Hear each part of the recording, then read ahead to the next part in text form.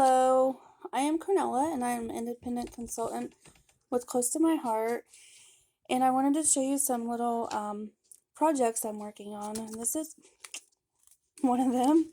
It's a little mini post-it note holder. I bought my post-it notes off of Amazon, but these are some little stocking stuffers, office. You could drop them off on, a desk at the office. Also, teachers. This one says take note. This is a retired stamp and paper. I did use this stamp here. It is called Jolly Characters. It's from our last catalog. I believe you can still get this on the online only section of our of my web page, and I am going to show you. You can make this out of scrap pieces is what I started with. You could just make a couple, like here's my scrap basket, so you can pick out pattern paper and colored cardstock. You're going to need a piece that's only 2 by 5, and then your little circle is a 1-inch circle. So what I did was I stamped a bunch of those little images, and I used either a 1-inch punch, which I've had this in my stash forever, or our circle dies, and the stitch circles work. You want to use the smallest one and then the second smallest one to cut these out. So you'll lay the small one just over this. You want to cut it out smaller, but you can work it around so that it fits just in there. Put a little bit of washi tape on it, and then run it through your cutting machine, and you will get just a little 1-inch circle like that. We also, if you have purchased, we have another die like this that has the circles in it. I don't have it yet, but the scraps from the windows that punch out you can use those circles from there. And so here is this with the stitched die. You can use your Cricut to cut out a bunch. I am mass producing these for a craft show, so I have punched out a bunch of circles or use the Cricut and make a bunch of different circles. So that's a few ways. If you're using scraps or if you're mass producing, it's a little bit easier sometimes to use your punch or Cricut. Okay, so this is a directional paper. I'm gonna put it, and I'm using a 12 by 12 sheet of paper, so that way if you guys are mass producing, you can do it as well. You want to put your pattern going to the right, put it on the 5-inch mark.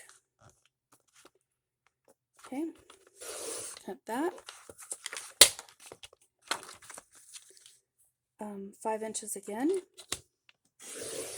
Okay, so that's 10. You should have 2 inches here. Now these two will not be going in the correct direction. However, with our paper, it's double-sided, and this is non-directional, so this will work. All right, so this is the 2-inch. So I'm going to cut this at 5 and 5. Got a little bit of scrap, so you can use that on something else. Okay, so there's 2. And then these are 5-inch, 5 by 12. So what I'm going to do is get my scoreboard out. And honestly, I need my bigger scoreboard, don't I? But I don't have that. So what I'm going to do is cut this at 6. Okay. And I'll do that with this other one. If you leave it at 12 and you have a larger scoreboard, or actually you can use your trimmer. I will show you that if you don't have a score. And I should have done that before I cut these, right? So you're going to score at 1.5. Here's our measurements. So if you don't have a trimmer, scoring board, you can use your trimmer. So I'm going to score that at 1.5, at 2, whoops, pay attention, 2, 3.5, and 4.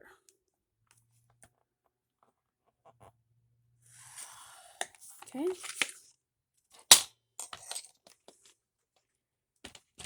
So I'm actually going to score these again. 1.5, 1.5, 2, 3.5, 4. So if you left your sheet at 12 inches, you could just, this keeps you from having to score like all of them individually, okay? I know this seems like it's taken a minute, but I do everything in steps. So like line assembly, so I'll cut them all, score them all, and then, okay, so this is your 6-inch side, and your score lines are going this way. So now you're going to cut them at 2. 2. So there's 3.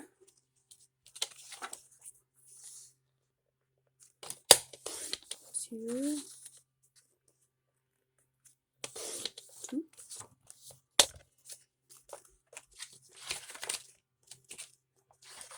And I'll hold the other one here.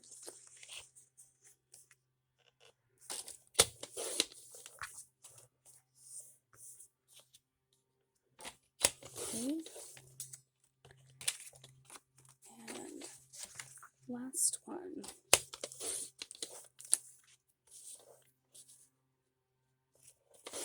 The neighbors are leaf blowing, or there's a street leaf blower going on out there. If you can hear that, I'm sorry. Okay, and I forgot to score these, didn't I? So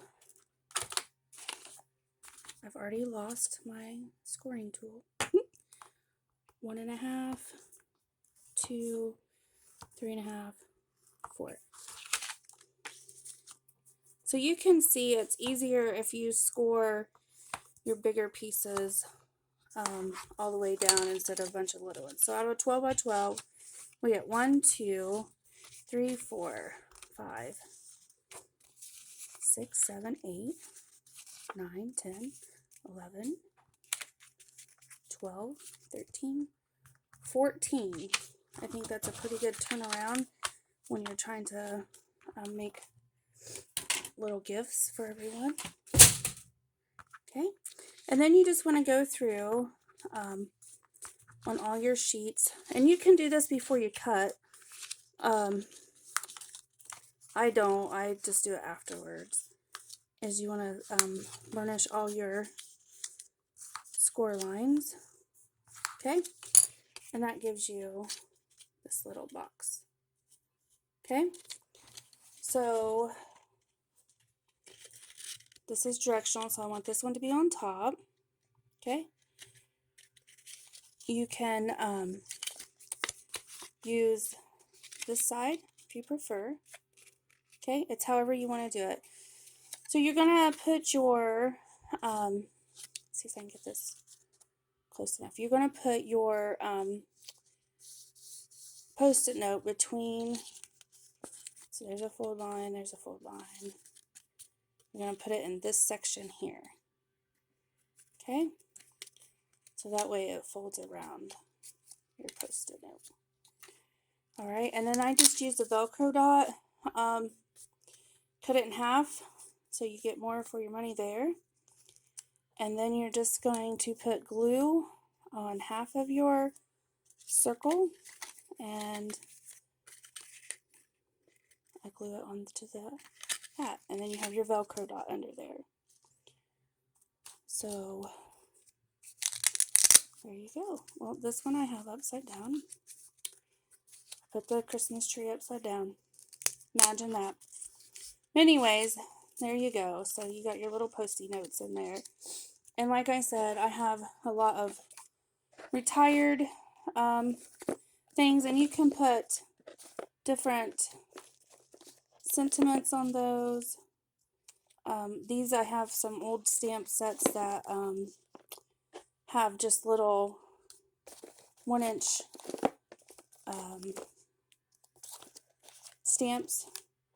So I even put, like, we had an animal one, and you might be able to find that one still in the online only. But I hope you guys enjoy this project, and they're simple to make. It uses up your scraps.